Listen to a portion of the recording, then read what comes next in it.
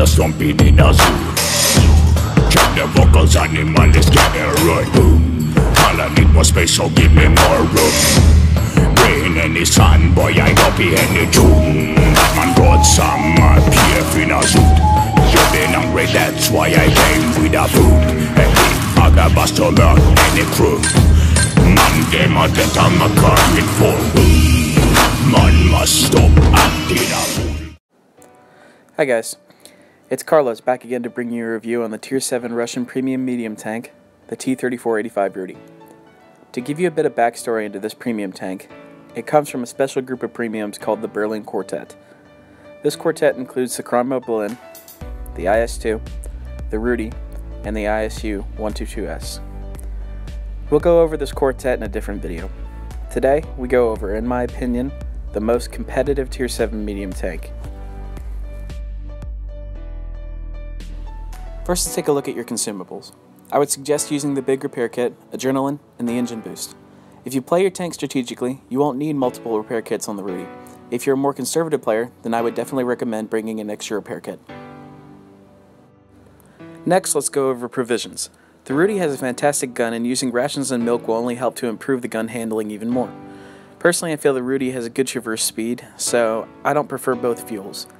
As I said, this is subjective to change. The only problem with the gun is the lack of pen on the premium ammo. It is enough to pen every tank, but when poking out against heavies, it has a bad habit of bouncing. This is quite unlike the heat pen on the 62, meaning that the 62 does better at poking engagements, unlike the Rudy. Moving on. The equipment I run all endeavors to boost my gun stats. I always use rammer, unless the reload of the tank is top of its class by a significant margin. Next, I picked gun laying drive to boost the aim time. I found that I had problems with the 2.3 second aiming time during medium range exchanges. And lastly, I use vents. My reasoning for vents is to boost the gun and the view range. The Rudy does not have a spectacular view range, and whilst I recommend optics on some tanks, I would encourage you to forgo them because it has no chance of outspotting a Type 62. As we take a look at the stats, specifically the armor stats, you can see that the one thing the Rudy has going for it over the Type 62 is the turret armor. The benefit of this is that you can actually peekaboo easier. It can bounce most fire when moving because of the turret sloping, whereas the 62's only chance is for the enemy to hit the gun mantlet. Next we see the acceptable power to weight ratio. The Rudy can reach its top speed quite easily on the flat and can get there considerably well on inclines. You can also see the view range disparity. 240 cannot compete with the 62's 260 base. That takes us to the best part of the tank, the gun, the DPM, and the average damage. In essence, with 200 average damage and 11 rounds per minute, this tank is a Cromwell with armor and better dispersion. You can now out-DPM a Comet one-on-one. The HE pen is lackluster, however, but take a few for the German TDs.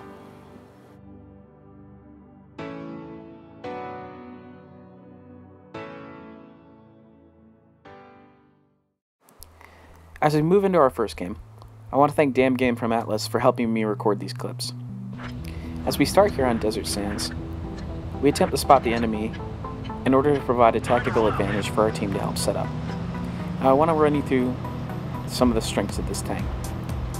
It does poking engagements from corners very well. Now, it does have a little bit of struggle with the aiming time, but it's perfectly fine. As we realize the enemy team is committed to town, I move up to get spots and to put damage into the loitering enemies around their spawn. As you can see, the gun depression on this tank isn't as fantastic as something like the Cromwell or the Comet. In fact, I think it's right about the same as a Type 62, so it does have limitations in that aspect. But you can find places to put this into a really good hold down location and still get shots off, as I'm doing here through the rails onto some of the tanks in town.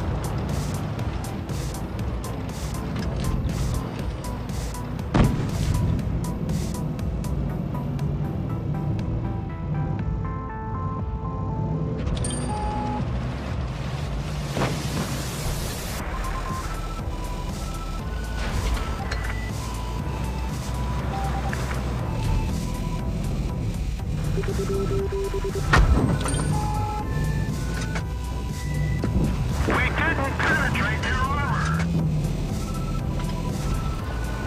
T-29 pushes up here near our spawn and rails. and we focus him in order to force him back. But he overcommits soon. You never want to overcommit against a Rudy, because this thing with its sheer DPM is very likely to kill you easily without your team. At this point, I'm just waiting for him to pop back over. He does here, and I manage to track him. Dan puts in a really good shell, and we take out most of his HP.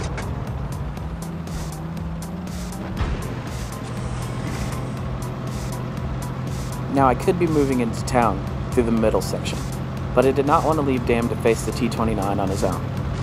With such a weakly armored TD, he'd be easily caught out. We push up here, spot the T-29, push around the rails, fire on the move, and take him out of the game. Then, we're going to use that momentum to flex onto the KV-1S. I noticed the SU-100 is attempting to get a shot on me whilst I am busy with the KV-1S, so I stay behind cover as best I can. As Dan finishes him off, the SU rushes me, and I track him. Now I have to get behind him, even if I have to take a shot. Luckily, the SU misses. Let's review. We took a shot early on from the KV-1S into our hull whilst we were poking through the tracks, but we were able to use our raw DPM to neuter 2 heavies and a TD. Now, we move up, kill the T-150, and then attack the Panther together, and we end this game. That shows you just some of the DPM that this tank can get out of, and the fantastic gun that it has on it.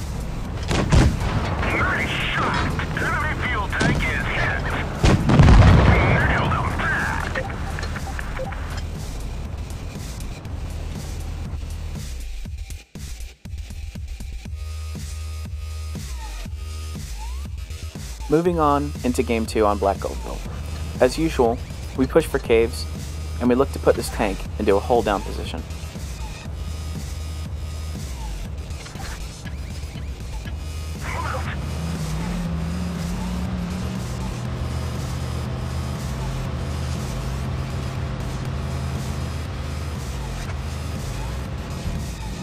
Once here, we set up, showing just our turret and a bit of our hull. Their T-62 mistakenly rushes up and is ripped to shreds here. If he was focusing me, he would have had a hard time to pin my cupola, much less the turret sides. If he had stopped to focus, make sure you keep moving to disrupt his aim.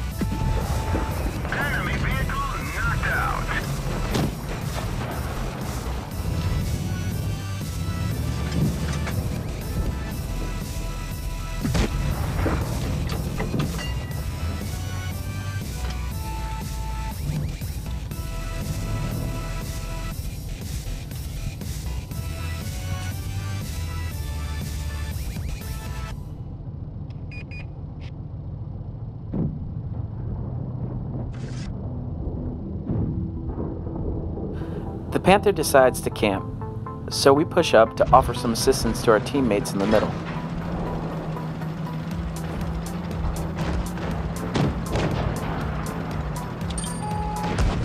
As you can see with this shot on the Kuro, the aiming time is still not great enough to hit every snapshot I take, even with a full crew and fitted with the gun laying drive.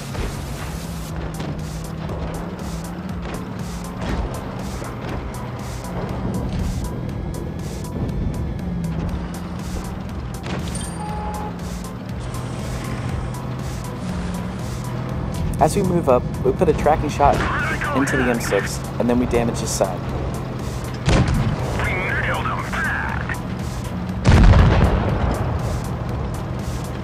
As the game comes to a close, we close in and finish off the Panther. This was a good example of the aiming time of the DPM. The tank can be extremely strong at singling out enemies and double teaming them. But it does have problems with the snapshots and the mid-range engagements, as you've seen here.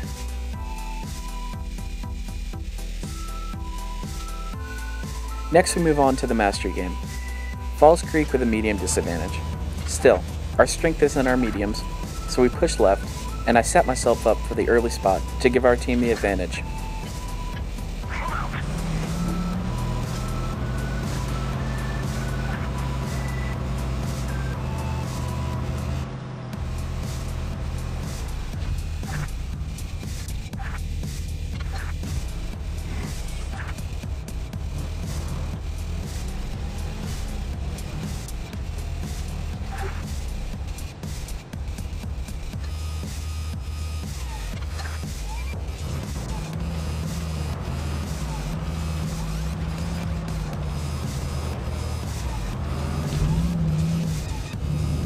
As we wait, the enemy team makes their presence known behind us.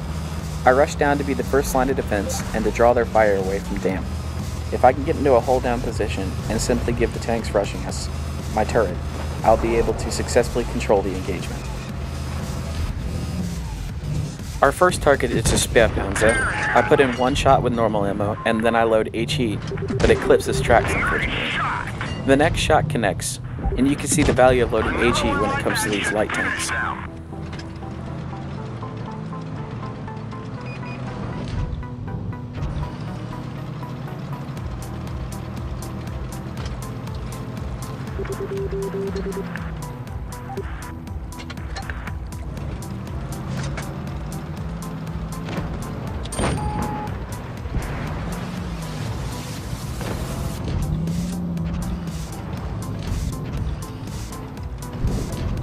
I don't want to overextend and be caught out, so I hold my position and keep a hold down spot.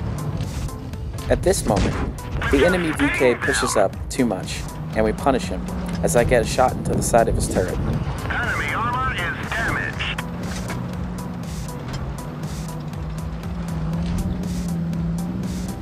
Next, we get a nice HE shot that kills the SP with a fire.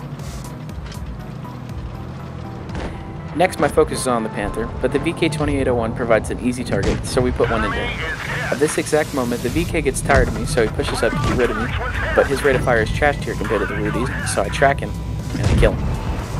As revenge, the Tiger comes after me, but we simply kite him and isolate him with circle.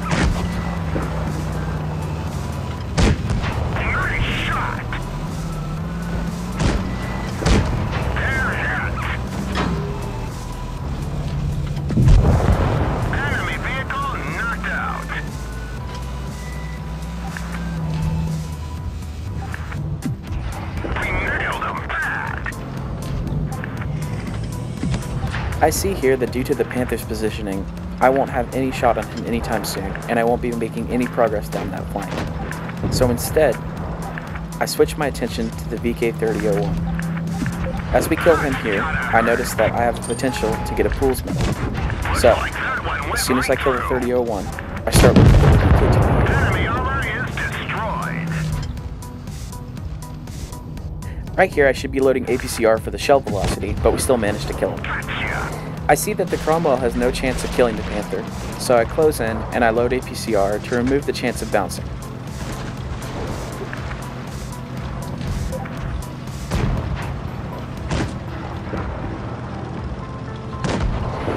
I bounce once off his well-angled upper hull liner, and then I'm able to put 2 shots in, right here, until he is a one-shot.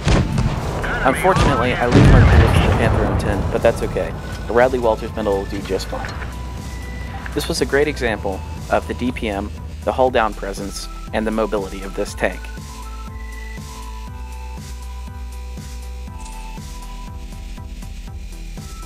We finished this game with not a Pool's Medal, but that's okay. Almost 4K damage done, and we managed to win the game. So, I just want to say thanks to Dam for the help, and I'd appreciate it if you guys put what tank you would like me to do a review next on in the comments. Make sure to like and subscribe, and I'm out of here. Carlos out.